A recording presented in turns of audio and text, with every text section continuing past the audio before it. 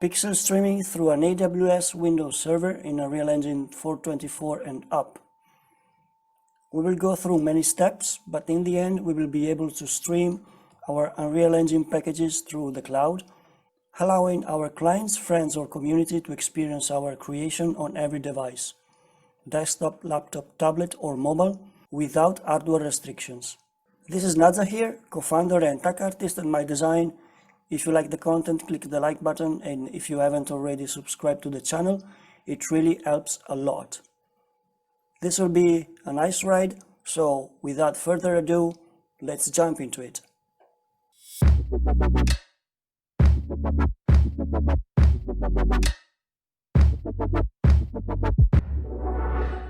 Before going to the details, a quick overview of the different steps we will encounter today. The process will be divided in two main sections. In the first one, we will create the instance. We will choose the correct Windows server. We will set up the security group. We will actually launch the instance on AWS. We will then create the elastic IP address and get the private password, save the login informations, and finally access the Windows server remotely. I will suggest you to follow this order, even if in the video I will create the elastic IP afterwards. It's better for you to connect the newly created instance to elastic IP address before downloading the remote desktop executable, because it will correctly match the elastic IP address. And then in the second part of the video we'll set up the instance. So we will disable the firewall, we will download and install Node.js, we will send over our Unreal Engine package, we will write down the public IP of our instance and set up the PowerShell and the exe shortcut accordingly, and finally run the app, test it on our local PC, and everything will be fine. Let's start by choosing the right Amazon EC2 instance for our job. So scrolling down the long list of instances available, we will find the GPU instances, and we just need the first one, the G403 extra large, with 4 virtual CPUs, 16 gigs of RAM, and 125 gigs of NVMe SSD. You see the cost per hour, so every time we will boot our instance, every hour of activity will cost us around 6 cents. I find that usually the total cost it's a bit more, but I still have to completely understand the AWS pricing model, but roughly we will not spend more than $1 per hour of activity. If you're new to AWS, you can always ask for a proof of concept program $300 credit. I will leave the link to this page in the description below, and you have 6 months to spend this $300 credit, so it's really nice to have this bonus in order to experiment with instances and different AWS services. We are currently using these credits, so every experimentation and every test I do, it's like for free until I hit the $300 mark. And I think it's a really nice way for Amazon to soften the adoption of their services. I will be a lot less willing to try and test different things if I didn't have these credits to use. Fill the description and the other areas here in this page and get your credits. So that said, let's jump on AWS homepage, and if you don't have it, just create a AWS account. It's completely another thing compared to an Amazon e-commerce account, so you will have to create a new one, and then we can log in here. I always logged in with the root user. I don't know how it performs with this other option. So let's jump in. This is our main dashboard on AWS. We will have listed here the latest services we checked, and then we have this long list of services available. What we need is the EC2 right here, so let's click it. Now we are on the main EC2 dashboard, and the first thing we need to do is to increase our virtual CPU's availability in order to deploy correctly our GPU powered instance. So if you remember, we just saw that we need 4 virtual CPUs in order to create correctly this instance here. And if I remember correctly, with a fresh new AWS account, you don't have any virtual CPUs available, or at least you have less than 4, so you need to upgrade them. And in order to do that, we can go to our limits here, click calculate vCPUs limit, and then we need to choose which instance we want to create and for which instance we need virtual CPUs. So let's find our G extra large, and we want just one instance of this type. So for virtual CPUs count, you will see probably 0 virtual CPUs limit currently, and the new limit for you should be 4 virtual CPUs at the end of the process. So just click here, you will be presented with this module. So this is all correct, and then choose your region correctly. In my case, it's Paris in Europe. And then briefly describe why you need these more virtual CPUs, what's your project, your intent, and what you want to do with this. After that, you can submit it, and you will immediately receive an email from Amazon. And in my case, it took 36 hours in order to be reviewed and accepted, and then have finally my 4 virtual CPUs available on my account. Once we have our virtual CPUs, we can finally create our instance. So let's go to instances and launch instance. Here we have a long list of instances available from Linux and Windows. And what I write here, usually it's something like GPU Windows, and view these 8 results from the AWS Marketplace. Scrolling a bit down, we will see these 2 gaming PC instances available. And let's choose the Windows Server 2019. So select it. As you can see, the pricing is already a bit higher than what we saw in the previous page, but not so much more.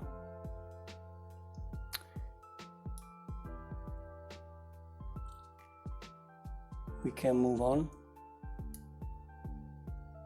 This again is almost the same as the long list of instances we saw before, and we already have our G4DN extra large selected. We can move on to the next step, and we are not gonna change any of these.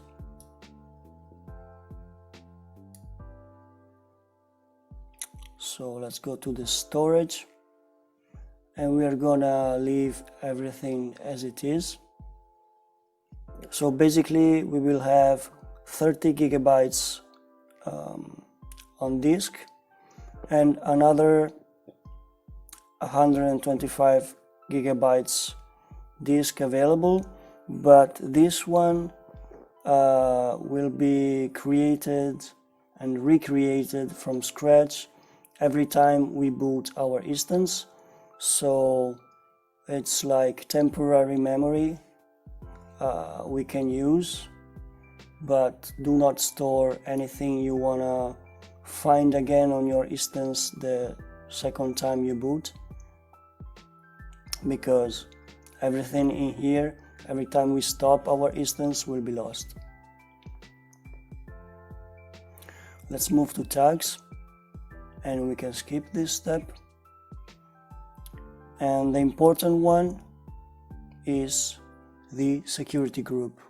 So in order to port forward and make this instance accessible from the internet, we need to set up correctly this security group. I already have a setting that works for me, so let's take a look at the different ports I forwarded. So we have the 22 and the 5000 that are default for this server creation, and then we have the 80 and the 8888 we need for pixel streaming, and then we need also these ports for the stun server to work, and the turn also.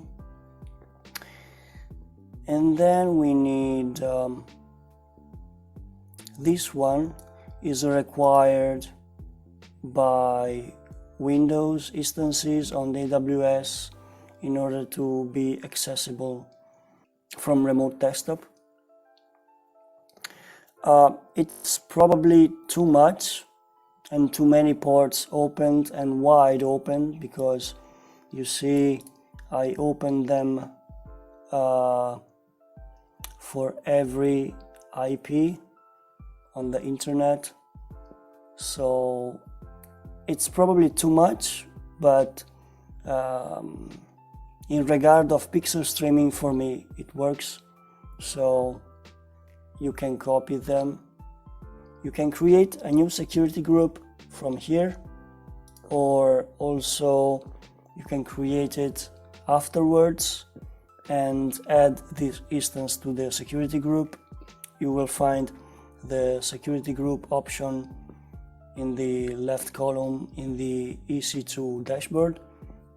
But if you want to create it here, as you can see, we have the 22 and the 5000. We just need to add rules and the appropriate port, and most of the times select anywhere here. So when you will see these 0 addresses, you know that from every IP in the world, this port of this instance will be accessible. Let's select back our preset with these ports, and we are ready to review it and launch our instance. Everything looks fine, so we can launch our instance. And now we are asked to create a new private key or use an already created private key. It's a text.pem file that we have to store securely on our drive or somewhere else. It will be created just once during this step, and then if you lost it, you will not be able to use it again. You will need to recreate another key pair and so on. I can use an already created one, and I can say that I have access to this file on my drive and launch the instance. Our instance is launching, so we can view our instances, and the one we just created is here, initializing. It will take a while, a minute or two, to have it running completely, and then we will have to wait for the public password generation. So in total we will have to wait 5-10 minutes at most. Now that the instance booted up correctly, we can click on it and connect. So we will download a remote desktop file. Once downloaded, we will have this RDP file. We can click and connect. In order to have the correct password for remote desktop connection with our instance, we need to go back here for a second and click get password, and we still have to wait a couple of minutes. The auto-generated password is still on its way.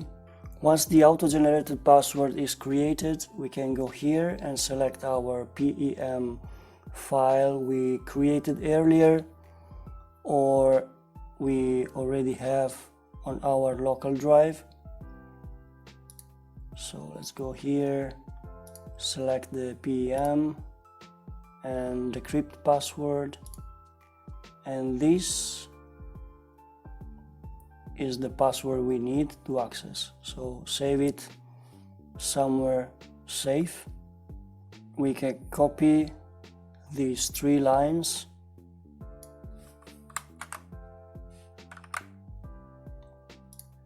and create a new text file.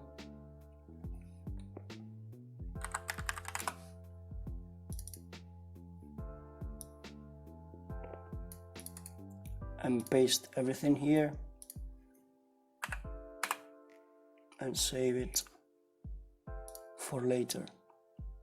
Now we have everything we need in order to connect to our instance. Let's copy the password. Let's go back to this window here, copy the password, click OK, accept the certificate, and we are in our Windows instance. Just a couple of seconds, and this is it. So here we have our floating window with our Windows instance running. The last thing we need to do before jumping into our instance and set it up for pixel streaming is to create an elastic IP address that allows us to access this instance from the web. So we can go back here to our EC2 dashboard and we can jump to elastic IPs. And by the way, security groups are here, so you can create them afterwards. and apply them, assign them to different instances afterwards, so you're not forced to do that immediately during the instance creation. Back to the Elastic IPs, it's simple, just click here and allocate a new IP from the Amazon pool IPv4 addresses.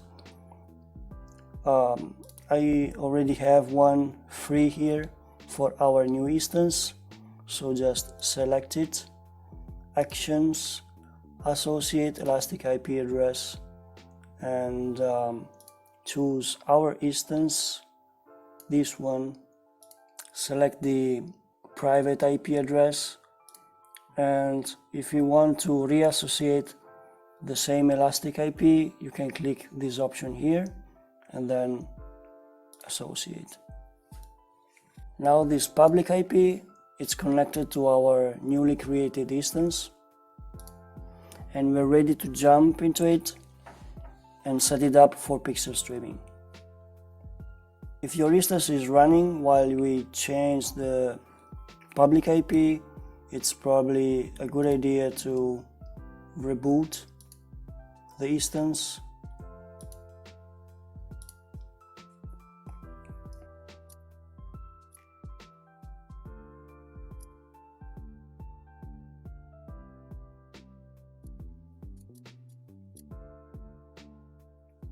So this is it.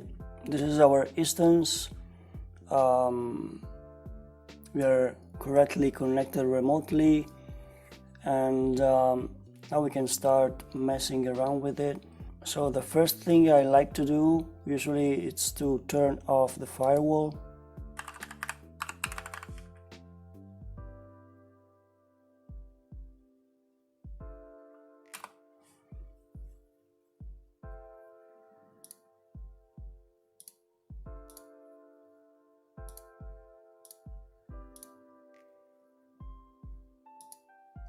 And then we will need to download and install Node.js.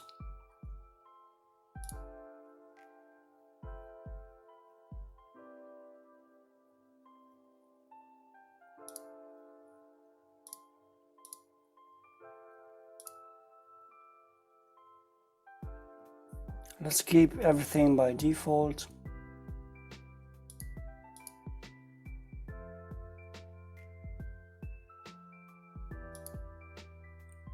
Once we have done that, what I like to do in order to expand the storage of this instance is to use some kind of cloud storage service, and the one I love is pCloud.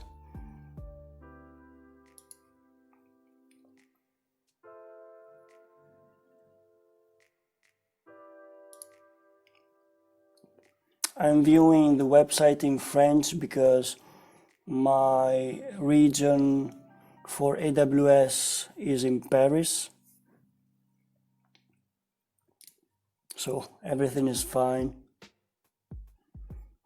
What I really like about pCloud is that it expands the capabilities and storage of every machine in seconds. I have all the things I need quickly in my computer on every machine.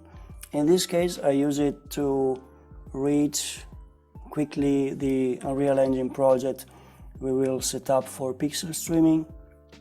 But in this way, I don't need to send it over with WeTransfer or other services. I have it already here.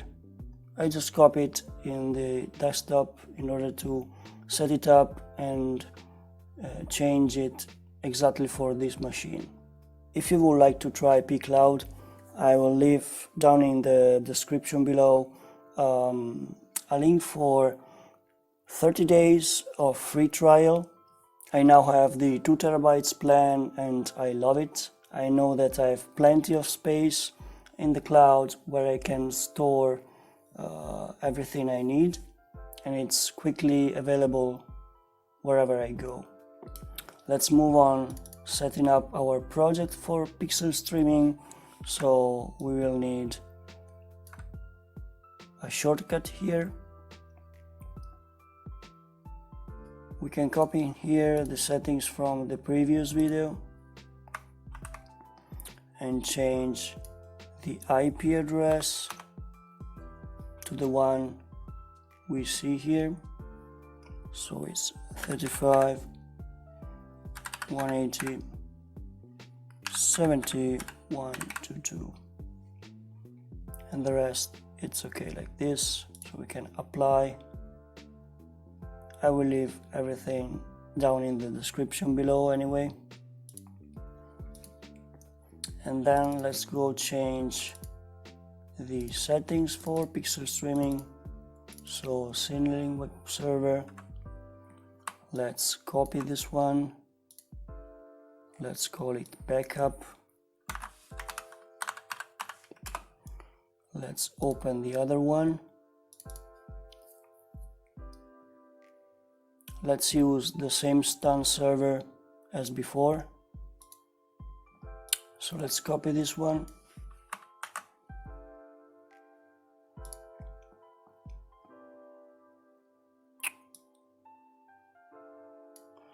And let's put it here. Be careful of this. So do not overwrite the stun here, because if you do, it's not gonna work. And here we need to put our IP, so 35.180.70.122, and we can also change this public IP web request address to another freely available one, so we can avoid a few errors during the stun server startup process. In this case, we need to look for EPFI, a simple public IP address API, and we just need this example here, and we can put it here, and we are done. We can save, we can try run it.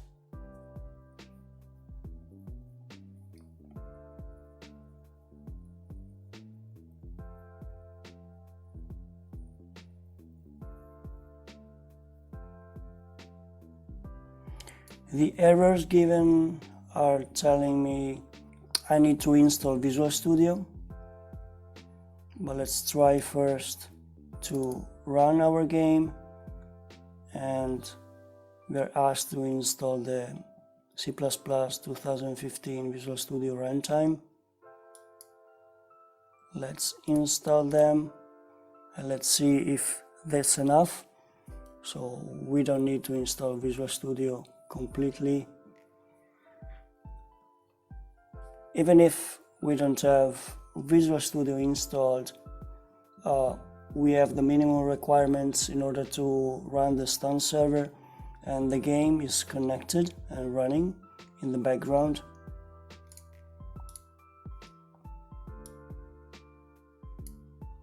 It's here.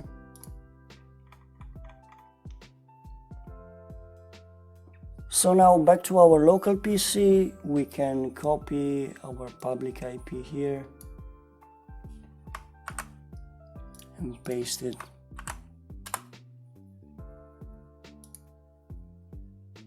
Everything looks super fine. We are correctly connected and running pixel streaming through an AWS instance.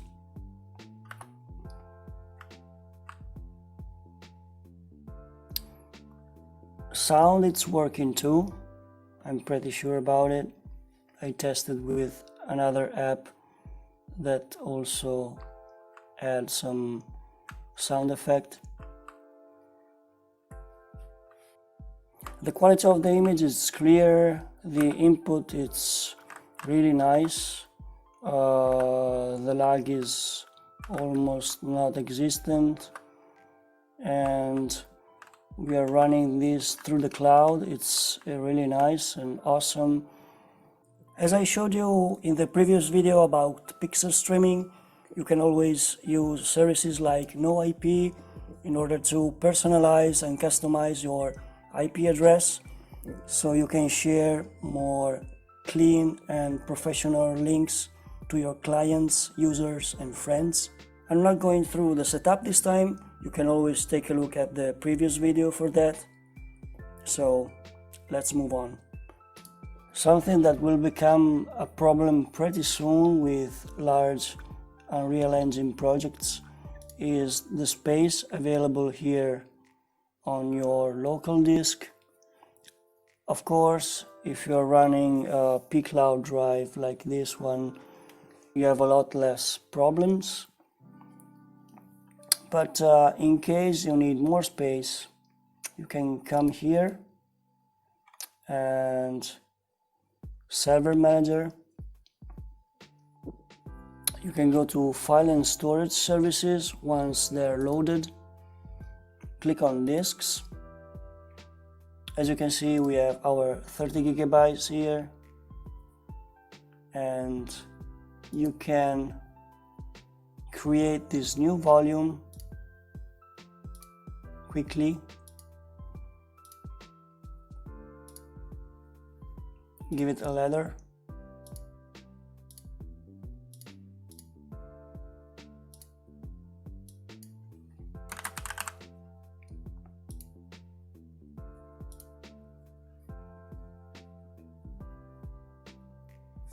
And in a few seconds you will have a new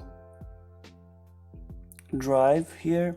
As mentioned before, this is gonna disappear once we will stop our instance, so that's a bummer, but as a temporary storage it's pretty nice, and it's also on SSD, so it's pretty fast. And of course, if we go back to our EC2 dashboard, we can always come here to volumes and upgrade our 30 gigabytes memory attached to our instance.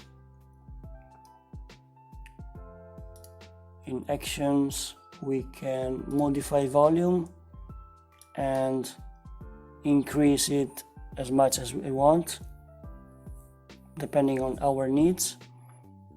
This amount and this volume is not volatile, so it will remain always attached to our instance, and everything we save in this drive will be kept.